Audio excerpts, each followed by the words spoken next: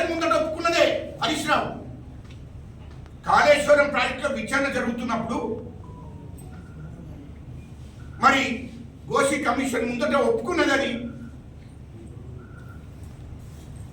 వాస్తవే కేసీఆర్ కేటీఆర్ ఆ 1,00,000 కోట్లు దోచుకున్నది వాళ్ళిద్దరే.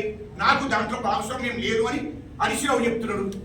కవిత ఏం చెప్తుంది? లేదే హరీష్ రావే దీన్ని మొత్తం కారకుడు అని కవిత చెప్తుంది. ఇవన్నీ వాస్తవాలు మీ కుటుంబం నుంచే బయటకు వస్తున్నాయి.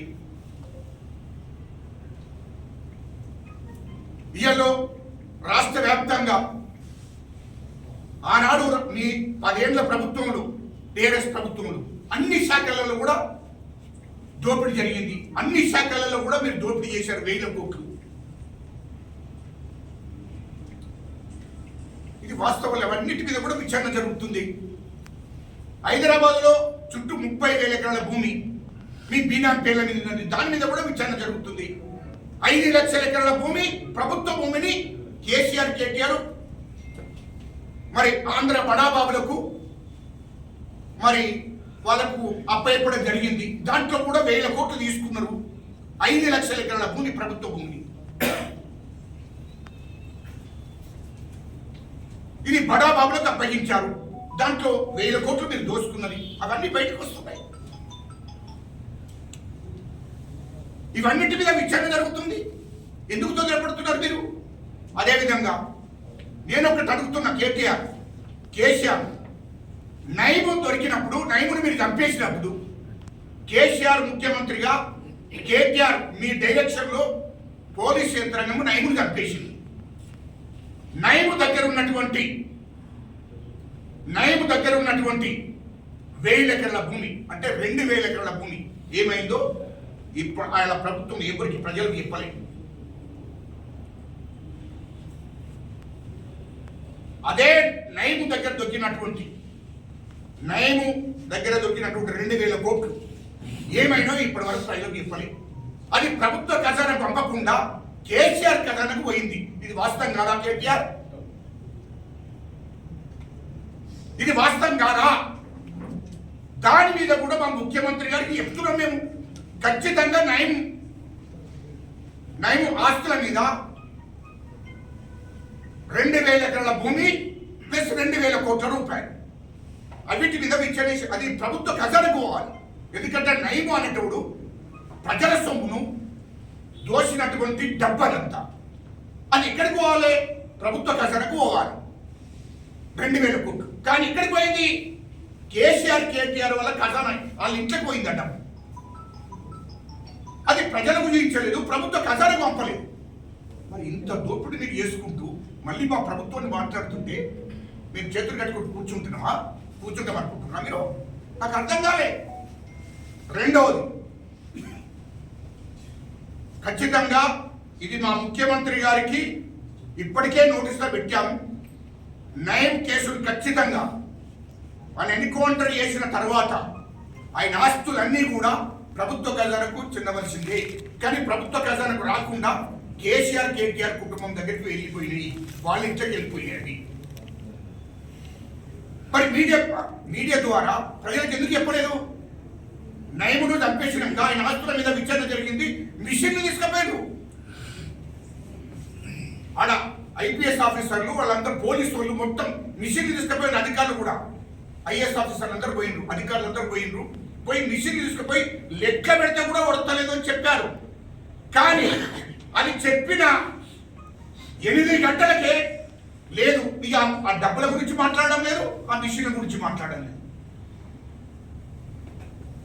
మీడియా ద్వారానే తెలిసినప్పుడు మీడియా చూపించింది కూడా మిషన్లు తీసుకుపోయిన డబ్బులు లెక్క పెడుతున్నారండి. అది ఒక 4 రోజులు 5 రోజులు పడుతుంది లెక్క పెడుతున్న డబ్బులు అని చెప్పి పెడితే మళ్ళీ తెల్లారి చూసే వరకు అసలు పేపర్ల రానియలేదు. ఆ ప్రజలకు చెప్పలేదు. ఎందుకు చెప్పలేదు అని చెప్పండి. ఎందుకు చెప్పలేదు? ఇది అది ప్రజల సొమ్మే కదా, ప్రజలకు చెప్పాలి కదా, బాధ్యత కదా. ముఖ్యమంత్రిగా మంత్రిగా కేటీఆర్ నీకు బాధ్యతనే, నీ అయ్యకు బాధ్యతనే కదా. ఎందుకు చెప్పలేదు ప్రజలు? ఇగో నైమును చంపేస్తే ఇన్ని వేల ఎకరాల భూమి ప్రభుత్వం హ్యాండ్ ఓవర్ చేసుకున్నది, 1,000 కోట్ల రూపాయలు ప్రభుత్వ ఖజానాకు వచ్చిందని ఎందుకు చెప్పలేదు? మీడియాకు ప్రెస్ మీట్ పెట్టి ఎందుకు చెప్పలేదు అంటున్నా ఆనాడు. అది వంగ అసలు కథ ముందుంది, దాని పూర్తి డీటెయిల్స్ మేము హైదరాబాద్లోనే మీడియా సమావేశం ఏర్పాటు చేసి చెప్తాం. ఇలా సచివాలయం కింద సచివాలయాన్ని కట్టేటప్పుడు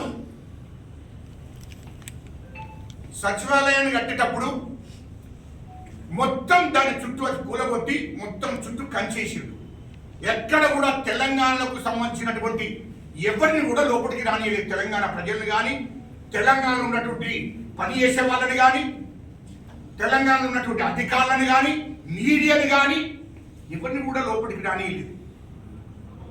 మొత్తం కంచె పెట్టి పకడ్బందీగా సెక్యూరిటీ పెట్టి ఎవరిని కూడా లోపలికి రాకుండా చేసి గంత దొంగతనం ఏమొచ్చింది? సచివాలయం అంటే తెలంగాణ ప్రజలే కదా, ప్రజల కోసం నడుతున్నది కదా, ఆ ప్రజల కోసమే కదా కూలగొట్టి మళ్ళీ కొత్తలు కట్టాలని చెప్పింది అన్నప్పుడు నువ్వు ఎందుకు లోపలికి రానియలేదు మీడియా మిత్రులను? కనీసం ఎట్లా నడుతుంది, ఎట్లా కూల్చిందని మీడియాను చూపించారు కదా ప్రజలకు. అది మీడియా బాధ్యత. కానీ మీడియాను కూడా లోపలికి రానియలేదు, మరి అధికారులను లోపలికి రానియలేదు. మరి అక్కడ పనిచేసిన వాళ్ళు ఎవరంటే బీహార్, ఉత్తరప్రదేశ్ వాళ్ళని తెప్పించారు. బీహార్, ఉత్తరప్రదేశ్ వాళ్ళని తెప్పించి అక్కడ మొత్తం తవ్వకాలు మొదలు పెడితే ఆ తవ్వకాలలో సమత బ్లాక్ కింద అది వెనుకనే ఉంటది. ఇది డబ్బులు రూపాయి ఇది మిల్టీ కంపౌండ్ డబ్బులు తయారు చేసేది. ఆ మిల్టీ కంపౌండ్ నుంచి ఈ సమత బ్లాక్ దాకా సొరంగం ఉంది, పెద్ద సొరంగం. అప్పుడు నిజాం అది ఆ సొరంగం చేయించుకున్నాడు. ప్రపంచంలోనే ధనికుడు నిజాం, ప్రపంచంలోనే ధనికుడు. అక్కడి నుండి ఇక్కడ దాకా సొరంగం చేస్తే దాంట్లో ఆ సొరంగంలో ఆనాడు ఇటు మహారాష్ట్ర దాకా ఇటు కర్ణాటక దాకా పరిపాలన చేసిన నిజాం, ఆ నిజాం తీసుకొచ్చిన ఆస్తి నిధులు, బంగారము, వజ్రాలు ఆ సొరంగంలో దాచిపెట్టడం జరిగింది. ఆ సొరంగంలో దాచిపెట్టడం జరిగిందా?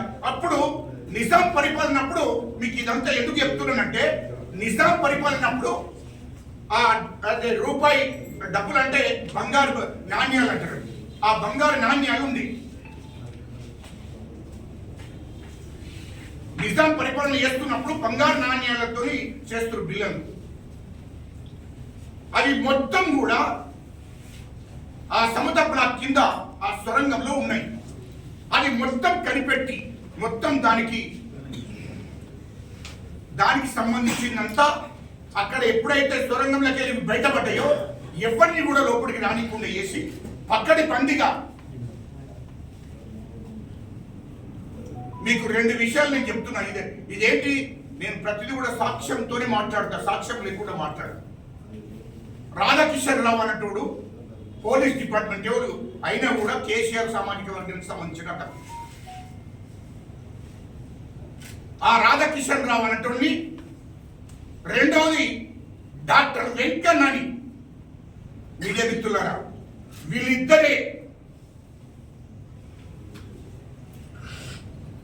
రాధాకిషన్ రావుతోని ఒక ముగ్గురిని పోలీసు వాళ్ళనిచ్చి బీహార్ వాళ్ళు ఉత్తరప్రదేశ్ నవ్వుతుంటే ఆ బంగారు వజ్రాలు మొత్తం బయటపడ్డాయి. అది ఎక్కడికి పోవాలి? ప్రభుత్వ ఖజానాకు పోవాలి. నిజాం సంపాదించిన ఆస్తి అది.